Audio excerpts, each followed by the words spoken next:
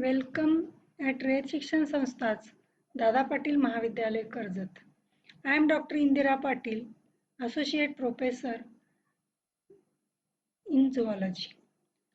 Today I am going to talk on Introduction to Parasitology. The topic is from TYBSc Semester 1st, Paper 5th, Parasitology. So, the introduction to parasitology. Parasitology is a branch of science which deals with the study of parasites. On the earth, varieties of organisms are lives. Different habitats of free-living organisms are there. The varieties of organisms such as protozoa, paramecium, earthworm, vertebrate animals including frog, reptiles, birds, etc. They having their different habitats. And these animals are free-living animals or free-living organisms. But parasitic organisms lives in parasitic habitat. That is, they are not a free-living. Parasites are not free-living organisms. They live parasitic life, that is, they live in body of other organism. They live on the body of other organism. Just the tick live on the domestic animal. Head lives on hairs of human being, as well as mosquito visit to the host body for their food, as well as ascaris found in intestine of human being. In this way, parasite is living organism, lives in or on the body of another living organism for their survival and obtain nourishment from it. The parasitic animals cannot receive their food from their ecosystem, from environmental ecosystem. They having their different ecosystem, that ecosystem is, or their ecosystem or their system is present in host body or on the host body. The study of relatively large parasite including parasitic protozoans, worms, arthropod, as well as molluscan animals also. Some vertebrates are also large parasites.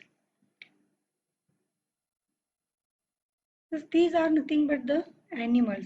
These large parasites are the animals, and hence parasitology is a branch of zoology which deals with the study of parasitic animals. The medical zoology is the another word used for the parasitology, because these parasitic animals are medically important, and hence the medical zoology is branch of parasitology, or it is also called as a branch of zoology. These parasitic animals are medically important and they are pathogenic to man and domestic animals. All pathogens, bacteria, viruses, fungi may also classified as a parasite.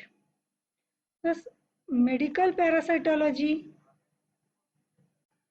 and parasitology. There are difference in medical parasitology. That is, this is the branch of medical science. It deals with study of parasites which causes infection and diseases to man. And thus it deals with study of these parasitic animals which are infectious to man, which causes diseases to man, and study of their habitat, study of their life cycle, study of their pathogenicity, the study of the diseases they cause, as well as diagnosis of this disease. Thus, medical parasitology is related to all these aspects regarding the disease caused by the parasite to man and their control and preventive measures. Thus, viruses, bacteria, fungi, protozoa, helminths, and arthropods all are parasites of man, and hence the virology, bacteriology, and medical zoology, these are also deals with study of parasitic pathogenic organism. The parasites are the organisms which are dependent on other organisms for their survival. But here we will deals with medical zoology, and it deals with the animal parasite.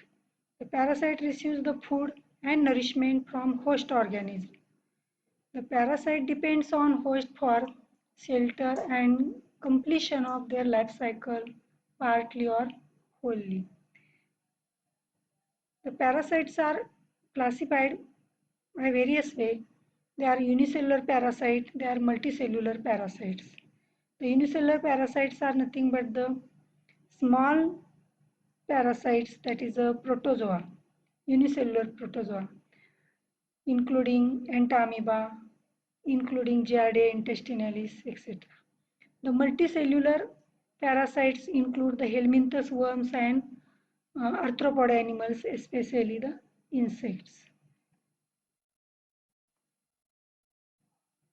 The parasites are again classified as endoparasites and ectoparasites. These are the two main types of parasites. The endoparasites are mainly protozoans and helminthus worms. Most of endoparasites are included in the phylum Protozoa as well as phylum Platyhelminthes and Aschelminthes. And most of the ectoparasites are nothing but the insects. The another term used in parasitology is nothing but the host. The host is defined as an organism which harbor the parasites and provide the nourishment. Hosts are always larger than parasites. As you can see, the head loose is the parasite, lives on host body, lives in hairs on head, and entamoeba is the parasite. It is an intestinal parasite of the man. Thus, here man is a host, and head loose is an ectoparasite, and entamoeba is the endoparasite. Head loose and entamoeba both require a single host. But there are some parasites like tapeworm require the two hosts. That is, one is the man, another is the pig. Their life cycle stages of the tapeworm, that is Tinea solium, is completed in man as well as in pig. That is, two hosts required for completion of their life cycle. They receive the nourishment and shelter from the two hosts for completion of their life cycle, that is from the man as well as from the pig. There is another example of the parasite. It is a protozoan parasite, Plasmodium vivax. It found in blood of man, and how it enter into the blood of man, that is via bite of mosquito. Mosquito is the another host for the Plasmodium. As Plasmodium having two hosts, one is the man, another is the mosquito. The mosquito, female Anopheles mosquito, transfer the stages of Plasmodium, that is malarial parasite. Plasmodium causes the malaria to man. And Plasmodium is also called as a malarial parasite. This malarial parasite is transferred to man due to the bite of mosquito. The mosquito is the one host for the Plasmodium, and man is the another host for the Plasmodium. To complete the sexual life cycle of Plasmodium, require the mosquito as a host, and another, that is to complete a sexual life cycle of Plasmodium, require the host called as uh, another vertebrate host is a man. In this way, there are some parasites require one host, some parasites require two hosts, and some parasites are partly parasitic and part of life they require the host. Another term, that is a vector, is used in parasitology. That is, vector has important role to transfer the pathogenic organism as well as parasitic protozoan also, from one host to another host. The vector also transmit the parasitic helminths from one host to another host. And thus these are the number of examples of the vector. The vectors are the small animals. They are an agent for transmission of parasitic animal which are pathogenic to host as well as to pathogenic to man especially. And thus the tick is a vector. Tick is basically ectoparasite of domestic animals as well as cattle, and the tick transmit the tick typhus pathogens from cattle to cattle or from cattle to man also. Bedbug is the vector transfer the pathogenic parasites of Kala-Azar from man to man or from man to other animals also. Bedbug is responsible for bedbug and some other, that is a sandfly also transfer the pathogens of Kala-Azar from host to host. And these pathogens are protozoan parasite. Pathogens of Kala-Azar, that is a Leishmania. Leishmania is transferred by the bedbug as well as by sandfly from man to man. The rat flea transfer the bacilli of the bubonic plague from man to man or from man to rat. Thus there is a spread of plague due to the rat flea in human population. Thus it is a very important vector responsible for plague disease.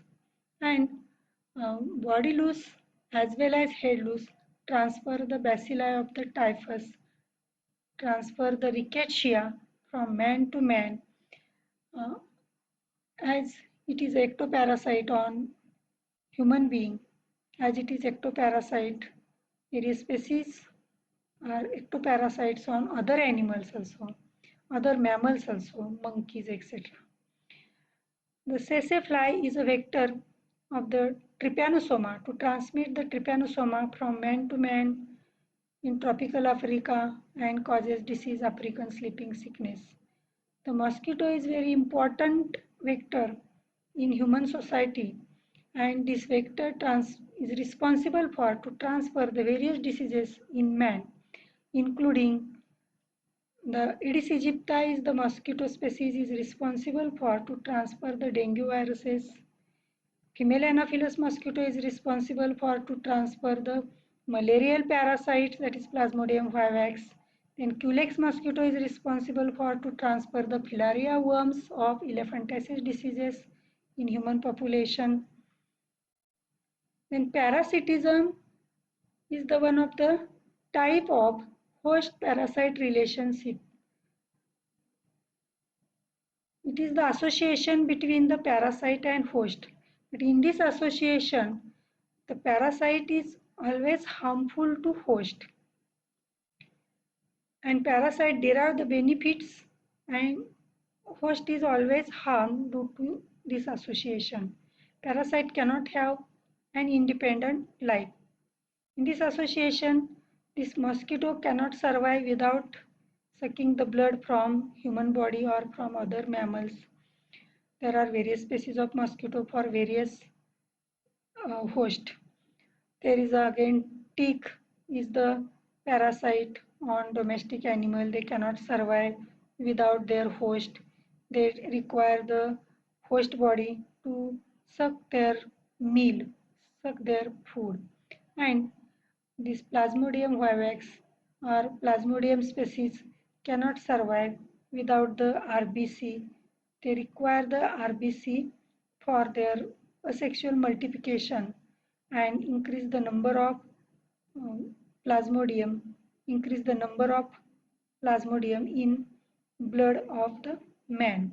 In this way, parasites cannot survive without host. Parasite lives at the cost of the host. That is, whatever available in digested food or partly digested food according to their adaptations. They utilized from host and live on income of the host. The parasites here compared with the predators, but predators kill their prey for the food and feed on them, but parasite do not kill their host because the life of the parasite is depend on the host. But in severe condition, there is a host life is in uh, this can be in danger. The host at the same time get nothing in return but suffer from parasite. The commensalism is another relationship between the two types of organisms, just like the parasite and host. In this relationship, the one organism, that is parasite, only derive the benefit from another large organism. That is, here small organisms or the parasites are nothing but these birds, and swamp deer is nothing but the host. But the swamp deer is not suffer from the parasite, not suffer from these birds. The commensals is capable of living an independent life also. The another relationship between the host and parasite is nothing but the mutualism. In mutualism, there is a mutual relationship between the two organisms. One organism or one animal, here one animal is a small, another animal is the large. The small one is called as a parasite, but here this parasite is not harmful to host. The plover bird roots for food in the crocodile's mouth without fear. The crocodile won't hurt the bird. They just appreciate the free teeth cleaning.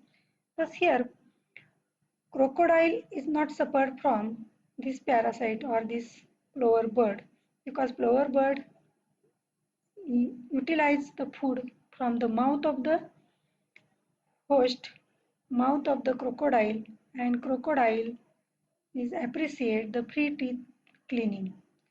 The both host and parasites are dependent upon each other for one is for the food, another for the teeth cleaning. None of them suffer any harm from this association. In this way, we study the different types of terms used in parasitology. And for this video, we used these different sources or these links. Thank you very much.